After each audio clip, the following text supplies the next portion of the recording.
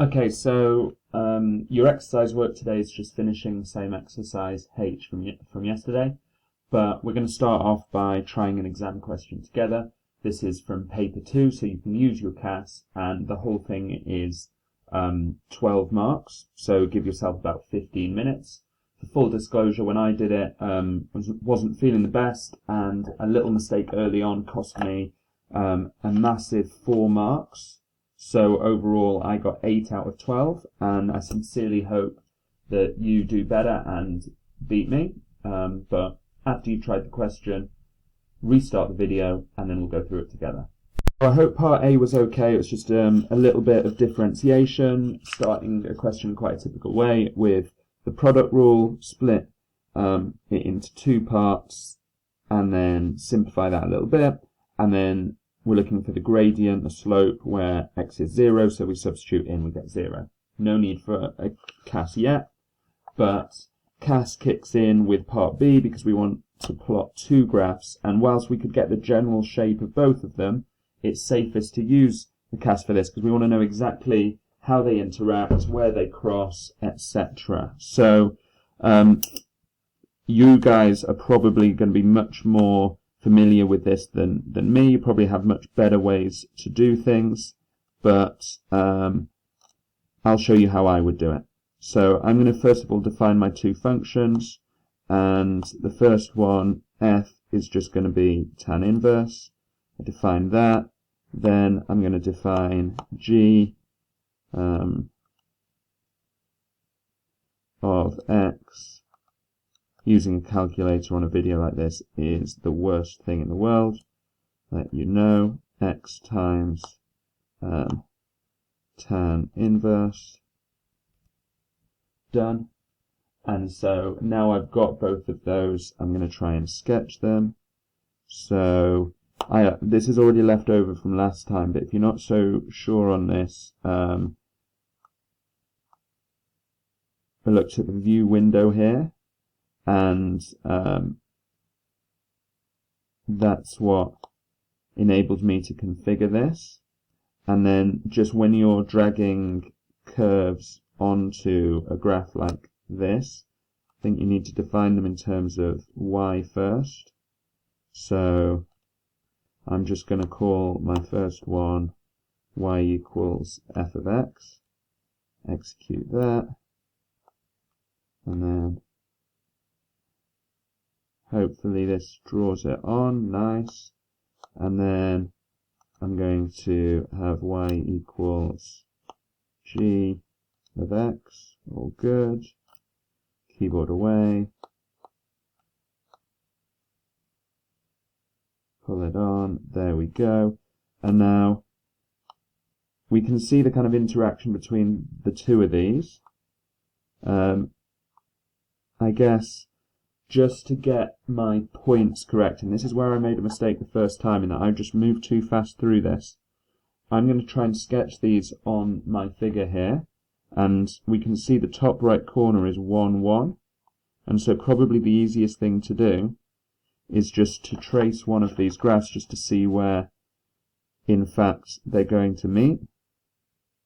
It's moving slow, but hopefully, and obviously there are other ways of doing this as well, but we can see if x is 1, then y at the point of intercept is 0.785, so very close to 0.8. If we think about, well, what that is, if we substitute in x equals 1, that's going to give us a value of tan inverse of 1, which is going to be pi over 4, and pi over 4 is 0.785 or what have you. So just under 0.8, we're going to have the value pi over 4, and then we've got the 2 curves. We've got the first one,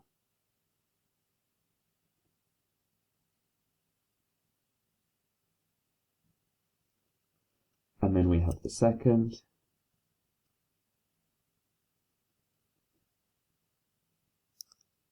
I'm going to mark this point as 1 pi over 4, and then it says in the question, clearly labeling each graph. And they honestly, they are so specific and particular about this on the mark schemes.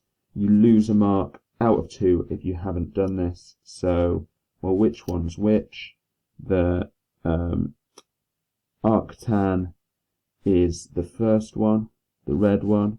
So y equals arctan of x, and the other one we were looking at, y equals x arctan, is the second, the one which has a 0 gradient at 0, like so.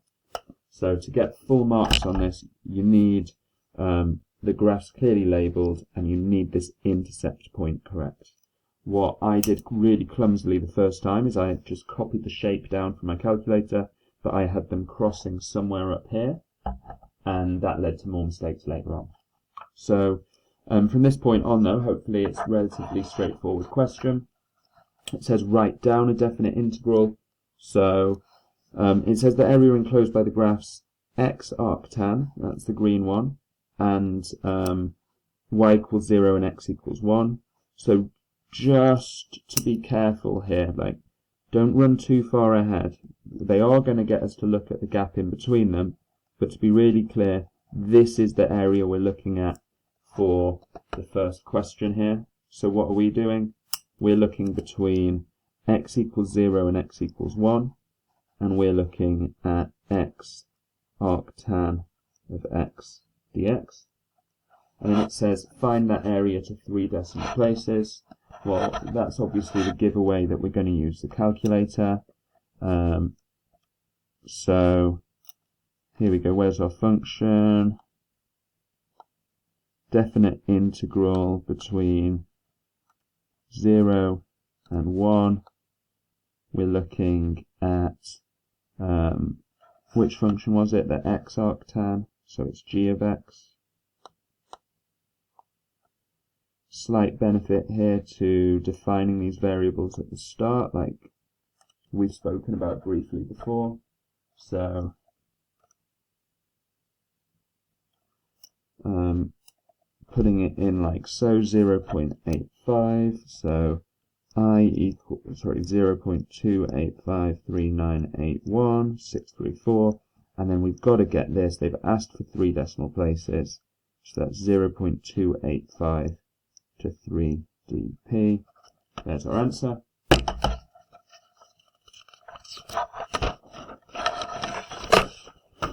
What do they ask for next? They want to know that we can show using our result for part A that the antiderivative of arctan is this. So from A, we know that this is like something we did yesterday, that d by dx of x arctan x, as in if we differentiate that, we get arctan plus x over 1 plus x squared. And now if I integrate both sides, that tells me that x arctan of x. And at this stage, I'm okay to integrate both sides and to split it right in the first line of working out, though you might have done this in 2 lines, but any integral like this we can split into 2. The first is what we're looking for here, right? This is the antiderivative of arctan.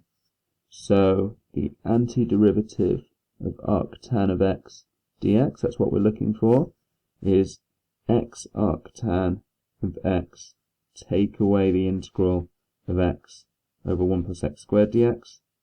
And it won't surprise you that if we think about it, because the numerator is very close to the derivative of the denominator, it's going to be something like log of 1 plus x squared. But if I think about differentiating this, it would be 2x, the derivative of the inside function, over 1 plus x squared. So I need to put a half in, and then I have the plus c, which I always do, and then I say if c equals 0, then an integral, or an antiderivative of arctan dx is x arctan x minus a half log of 1 plus x squared, as required. So that'll do. So we're showing that skill of being able to split the integral into two parts, take one over the other side, etc. Now it says, use the antiderivative given in part D to find the exact area enclosed by the graphs y equals arctan of y equals 0 and x equals 1. And if we went back to that previous diagram, well, what are we looking at here?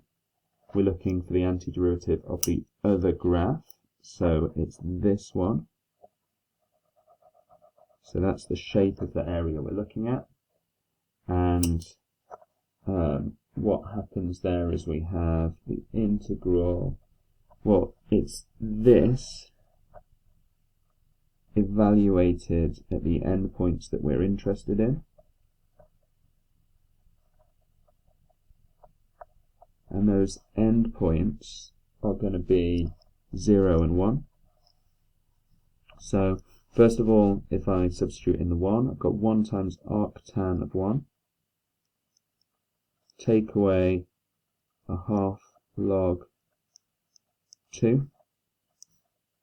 And then I substitute in the 0, but when I substitute in the 0, both of these terms give me 0. Log of 1 is 0. So this is arctan of 1, which is pi over 4. Take away, I can move this inside, log base e of root 2. That will be how I would leave my answer. So pi over 4 minus log base e of root 2. It asks for the exact area, so we need to do this without a calculator. That's our giveaway, no calc. But for the last part, and here we go, we were expecting this, right? The area enclosed by the curves. So in terms of my diagrams now, I'm looking for what's in between. So this integral is going to be the gap between them. So it's going to be the first part. So pi over 4 minus log e of root 2. Take away 0.285, 3 dot dot dot, and if I put that into my calculator, just a reminder that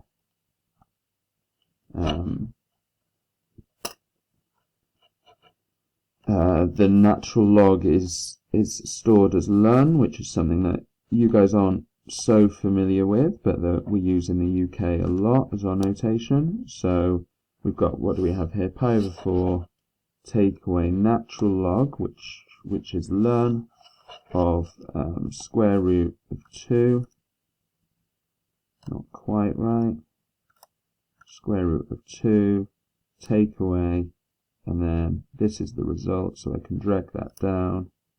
0.153426 dot dot dot, so 0.15, because it says 2 decimal places. So that's the solution to the question. I hope you found that okay. The truth is, I've been a little bit cheeky with this, because in our next unit we're actually going to do more on integration, and we're going to look at, you know, the area between two curves really explicitly. We're going to do loads of practice of this, but I wanted you to have a go at this today, because all the fundamental skills that are part of it are things that we've already done and practiced. And if you did find that challenging, well, don't worry, because we're going to spend another couple of weeks looking at these types of questions as we continue to work on our integration. So well done for everything you've done so far. We're obviously at the end of this unit now, so you've got a test just around the corner. Try and finish up all the exercises, get your practice done, and do a really good job in that. Speak soon.